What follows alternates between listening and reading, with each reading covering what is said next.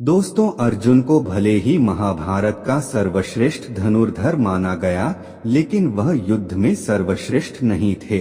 महाभारत युद्ध में कई योद्धाओं ने अर्जुन को हराया, लेकिन कृष्ण की मदद से अंत में वह सब पर भारी पड़े। नमस्कार दोस्तों, स्वागत है आप सभी का एक बार फिर से हमारे चैनल स्पिरिचुअल कहानी में। एक बार तो भीष्म ने अर्जुन को इतना असहाय कर दिया कि घायल अर्जुन को देखकर खुद कृष्ण ने अपनी प्रतिज्ञा तोड़कर भीष्म को मारने के लिए सुदर्शन उठा लिया। इसी तरह गुरु द्रोणाचार्य ने अपने शिष्य अर्जुन को 4 बार हराया। जयद्रथ वध के समय खुद अर्जुन ने द्रोण को अपराजित माना था और उनसे रास्ता छोड़ने के लिए उनके शिष्य प्रेम का सहारा लेकर रथ पीछे से घुमाकर निकल गए। तो चलिए दोस्तों, आज की वीडियो शुरू करते हैं। आखिर मरते हुए कर्ण को देखकर उसकी पत्नी ने क्या किया? आखिर कर्ण की मृत्यु के बाद उसके परिवार, उसकी पत्नी का क्या हुआ? तो चलिए अब करते हैं ज्ञान की बात। वीडियो में आगे बढ़ने से पहले कमेंट बॉक्स में जय श्री कृष्ण जरूर लिखें। दोस्तों, महाभारत की कहानी रोचक और दिल दहला देने वाली कहानियों से भरी हुई है। अंगराज कर्ण यानी सूर्यपुत्र कर्ण की मृत्यु महाभारत की कुछ इन्हीं घटनाओं में से एक है। यह बात तो हम सब जानते हैं कि कर्ण की मृत्यु ने दुर्योधन के बल को चकनाचूर कर दिया था, लेकिन क्या आप जानते हैं कि आखिर कर्ण की मृत्यु के बाद उसके परिवार का क्या हुआ? आखिर क्या हुआ उसकी पत्नी का जब उसे कर्ण की मृत्यु की सूचना मिली? अंगराज कर्ण की पत्नी का नाम रुशाली था। महाभारत में कर्ण की पत्नी रुशाली का वर्णन एक बुद्धिमान, चरित्रवान और पतिव्रता पत्नी के रूप में किया गया है। अंगराज कर्ण की तरह ही उनकी पत्नी रुशाली भी एक सूत पुत्री थी। एक सूत पुत्री होने के कारण अपने पिता आधिरथ के कहने पर कर्ण ने रुशाली से विवाह किया था। रुशाली दुर्योधन की विश्वास पात्र सारथी सत्यसेन की बहन थी और एक बुद्धिमान स्त्री भी थी। महाभारत में कर्ण की पत्नी रुशाली के बारे में बहुत ही कम वर्णन मिलता है, लेकिन रुशाली का तप और प्यार किसी स्त्री से कम नहीं था। महाभारत में उसे सत्य और निष्ठा का पालन करने वाली एक धर्मवान स्त्री के रूप में देखा गया है। ऐसा कहा जाता है कि रुशाली को द्रौपदी के चीर हरण की खबर पहले ही लग गई थी। रुशाली ने दुर्योधन और शकुनी के इरादे को पहले ही भांप लिया था, लेकिन रुशाली ने द्रौपदी के चीर हरण को पहले से ही रोकने का पूरा प्रयास भी किया, लेकिन होनी को कौन टाल सकता था। कहते हैं कर्ण की मृत्यु के बाद रुशाली की जीने की इच्छा लगभग खत्म ही हो गई थी। उसके बाद वह कर्ण की चिता पर ही उसके साथ सती हो गई। महाभारत के युद्ध में कर्ण के सारे पुत्र मारे जा चुके थे, लेकिन उसका और रुशाली का एक पुत्र अंत तक जीवित बचा हुआ था। जब रुशाली को कर्ण की मृत्यु की सूचना मिली तब उसे पता चला कि उसका दाह संस्कार किया जा रहा है, तो वह भी युद्ध भूमि में पहुंची और उसके बाद जब कर्ण की चिता पर आग लगाई गई, तब उस समय रुशाली भी उसके साथ सती हो गई। कहते हैं रुशाली और कर्ण का एक पुत्र जीवित बचा हुआ है। जी हाँ, ऐसे तो कर्ण के 9 पुत्र थे। कहते हैं रुशाली तो कर्ण के साथ सती हो गई, लेकिन प्रिय माता कुंती, गंधारी और धृतराष्ट्र के साथ वन में तप के लिए चली गई थी। कहते हैं कर्ण के यह 9 के 9 पुत्र बड़े ही तेजस्वी और पराक्रमी योद्धा थे और यह सब अपने पिता के समान ही हर युद्ध कौशल में माहिर थे। महाभारत के युद्ध में कुरुक्षेत्र के युद्ध भूमि पर कर्ण के पुत्रों ने खलबली मचा दी थी। उन्होंने अनेक पांडवों को हराया और भारी मात्रा में पांडव सैनिकों का संहार किया। कर्ण के पुत्रों ने युद्ध में वह रण कौशल दिखाया जिसे देखकर अनेकों पांडव योद्धा भयभीत हो उठे थे।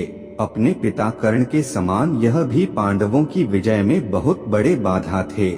पांडव जानते थे कि बिना कर्ण और उसके पुत्रों के दमन के वह युद्ध नहीं जीत सकते। वहीं युद्ध के 17वें दिन कर्ण और अर्जुन के बीच बड़ा घनघोर युद्ध हुआ। और यहाँ पर भगवान श्री कृष्ण की चतुराई और छल से कर्ण अर्जुन के हाथों वीरगति को प्राप्त हुए। उसी दिन कर्ण के 8 पुत्र वीरगति को प्राप्त हो गए। परसेन की मृत्यु का कारण स्वयं सात्याकी बने। वहीं शत्रुंजय, वृषसेन और द्विपाद को अर्जुन ने मारा।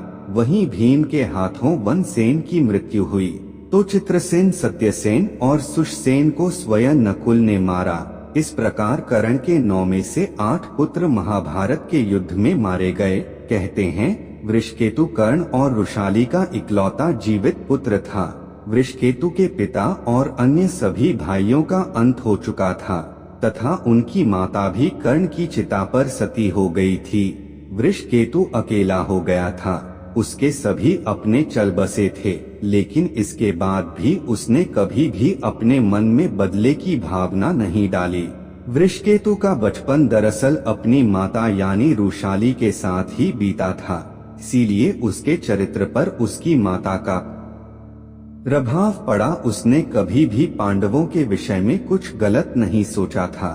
उसने कभी भी अर्जुन को गलत नहीं माना। वृषकेतु धर्म और धर्म का ज्ञान रखता था, साथ ही उसे इस बात का भी ज्ञान था कि आखिर किन परिस्थितियों में कर्ण ने कौरवों का साथ दिया था।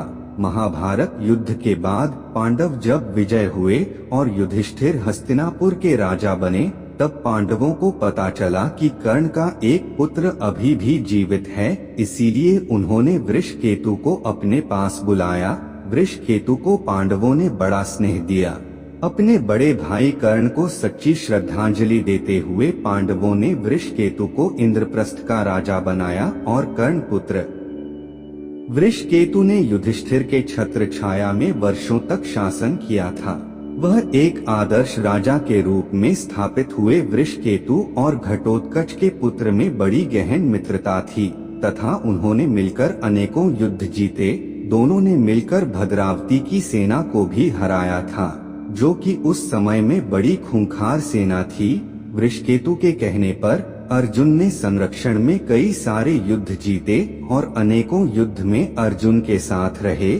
जब युधिष्ठिर ने आश्रम का यज्ञ किया, तब उस समय भारत विजय पर स्वयं अर्जुन के साथ वृषकेतु भी निकले थे, जहां दोनों ने मिलकर अनेकों राजाओं को परास्त किया और उनके राज्यों को छीना। इसी अभियान के समय में जब जाने अनजाने में अर्जुन के पुत्र बभुवाहन से उनका मुकाबला हुआ, तो बभुवाहन का युद्ध स्वयं वृषकेतु के साथ भी हुआ था और बभुवाहन ने अर्जुन के साथ साथ वृषकेतु का भी वध कर दिया था। माना जाता है कि अर्जुन की अन्य पत्नी लाप ने अर्जुन के साथ साथ वृषकेतु को भी पुनः जीवित किया था। कहते हैं वृषकेतु अपने पिता कर्ण की तरह ही एक बहुत ही तेजस्वी और पराक्रमी योद्धा थे और उनके शिक्षक कोई और नहीं बल्कि स्वयं अर्जुन थे, जिन्होंने पग पग पर हमेशा उनका साथ दिया, क्योंकि अर्जुन भी शायद कहीं ना कहीं वृषकेतु में कर्ण की छवि को हमेशा देखते थे। सिर्फ यही नहीं कहा जाता है कि वृषकेतु ही एकलौते एक ऐसे योद्धा बचे थे जिन्होंने ब्रह्मा अस्त्र, परुणा अस्त्र, अग्नि अस्त्र, भाव अस्त्र और अनेकों दिव्य अस्त्रों का ज्ञान था। सिर्फ वही एक आखिरी योद्धा थे जो पृथ्वी पर मौजूद थे, जिन्हें इन सभी दिव्य अस्त्रों का ज्ञान मौजूद था। इसके बाद कोई भी योद्धा या उनकी पीढ़ी में से ऐसा योद्धा नहीं जन्मा जिसे इन सब दिव्य अस्त्रों का ज्ञान हो। तो आप कर्ण के पूरे परिवार के बारे में क्या सोचते हैं? कमेंट बॉक्स में हमें जरूर बताइए। अगर कर्ण कौरवों का साथ नहीं देते तो क्या होता, यह भी अवश्य बताइए। तो दोस्तों, अगर आपको आज की यह वीडियो पसंद आई हो तो इसे लाइक कीजिए, अपने दोस्तों रिश्तेदारों के साथ भी ज्यादा से ज्यादा शेयर कीजिए और हमारे चैनल को सब्सक्राइब भी कर दीजिए। जल्द मिलेंगे ऐसी ही नई जानकारी के साथ। तब तक के लिए आपका बहुत बहुत धन्यवाद।